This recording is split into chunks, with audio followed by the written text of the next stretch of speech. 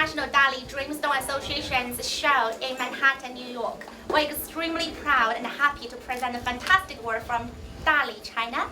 To all of you here tonight, your presence is our honor.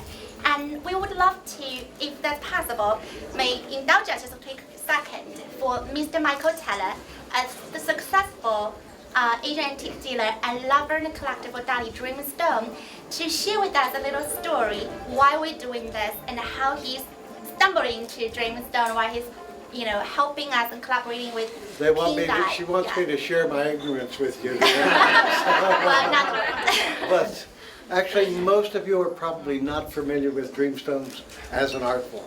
It basically disappeared in the 20th century, recently reborn. And I'm one of the examples. But I've been an antiquarian for 40 years. I haven't appreciated much done in the last 1,000 years, except for air conditioning. I do like that. But I was actually in Yunnan purchasing, or trying to purchase, an ancient bronze from a gentleman, an older gentleman in a small town. And the negotiations are not going well. So at this time, this is some years ago, 15 to 20 years ago, I decided to put go a different track to try and distract from this slightly confrontational situation we're going into. So he had a number of things stacked all over the place, boxes, paintings, everything. In one section, laying against the wall, what to me looked to be two classic 12th century ink paintings of mountains. At that point, I told my translator, I tell him I really like his ancient painting, his ink drawings, his ink paintings, just trying to deflect him from his attitude at that time. Well, when she translated that, he got madder. So that wasn't going to work. She said, well, they're stone. I said, well, tell them they're beautiful paintings on stone. At that time, he picked me up, grabbed me by the hand. Now, this gentleman is in his mid-80s at this time, but grabbed me by the arm, kind of slapped me on the back of the head, but took me over and rubbed my hand against the stone, and then picked it up, and then through the translator tried to explain what he was showing me. And then eventually, over the next few days, showing me collections held by other people, other older gentlemen in there. Because basically, Dreamstones had disappeared from the Chinese culture, almost the Chinese mind, for about 2 generations.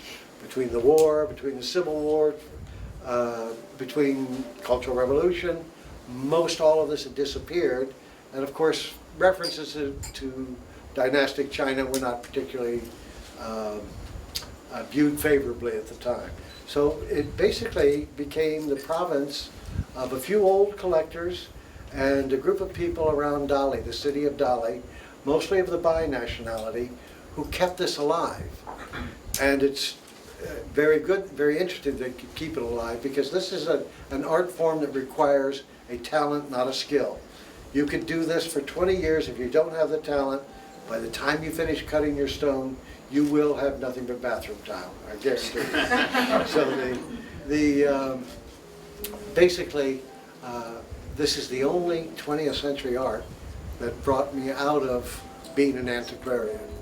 So if this is a surprise to you, if you have questions about all of this, believe me, I probably started a level lower than that. So please ask if you have any questions. Springa? Oh, thank you, Michael. Yes, I want to say I was born in Dali. That's my hometown. I grew up with a father who is a Dreamstone artist. So I have witnessed him talking to the stone in his own language, indulge himself. and in a way, I have no way to understand. But then, in the end, he unveiled those beauties, just blew my mind. So after living in the States for more than 10 years, I'm so happy to collaborate with Ping, who has most part of precious time of her life in Dali as well, to collaborate with Michael as well, to share with you those beautiful arts we hold dear to our hearts. So if you have any question we can help answer, please do let us know. But if you may allow me, I want to appreciate 2 people especially. That is our famous Gujarat artist, Daisy, She's the first person to put Guzheng into the American college into the curriculum. And but tonight she's sitting here to play for us, all of us, for 3 hours. So free. I'm more than happy to have a good friend like that. And also I want to thank my dear friend Serena, who is standing back in the tall girl in red, who is the Miss China of international tourism, as Dali is famous for its natural things and beauty as a tourism destination for centuries. So that's why we have her here tonight. And thank you all. Right. Very good. And I'm just really grateful for having this opportunity and to sort of collaborate with the two talents. But I did my homework and I they You fooled us, you came prepared. That's not fair. well, I took this seriously, Michael. You have. And anyway, and I'm so grateful everyone that you are here and I come to see this wonderful show. And you know, I'm just very grateful and for your support and for the magic of your presence here. And you know, you can, with you looking around, you can see, you know, we're all very privileged, you know, to be in this midst of sort of a natural beauty that is really enduring. And so it's really worth us to spend a few moments and in a quiet contemplation, and particularly, you know, to hold the glass of a good wine in your hand and enjoy it. And Dali marble stone, actually, my personal story, and I have a very personal connections to my family. And in the early 1970s, and when I was a little kid, and we moved to Dali from Beijing, and in the very turbulent time in the Chinese history.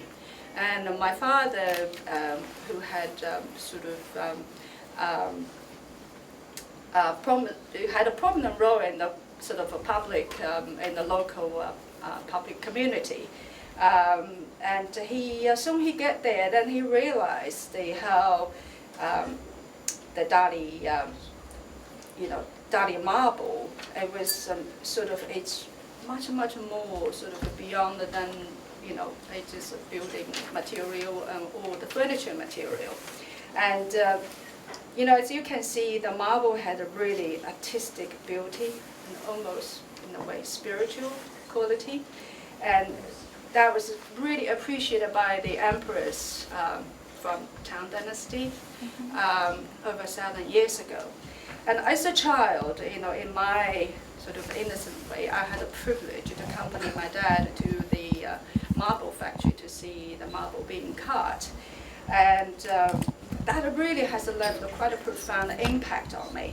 And we called it the Dreamstone. That's right. And to help people to understand that that is not merely a rock, but a canvas on which that nature is painted images, realistic and abstract.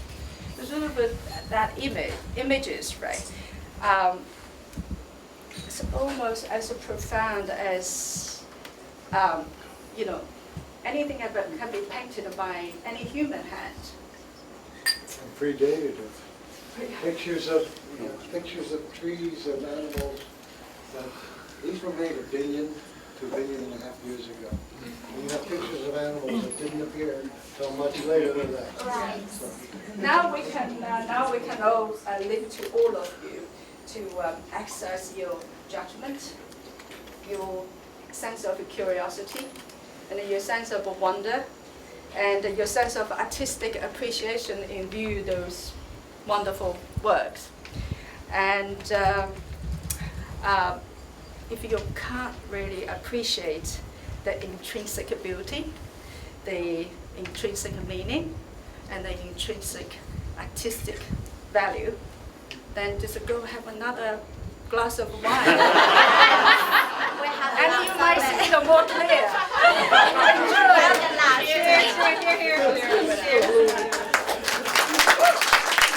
Thank you so much.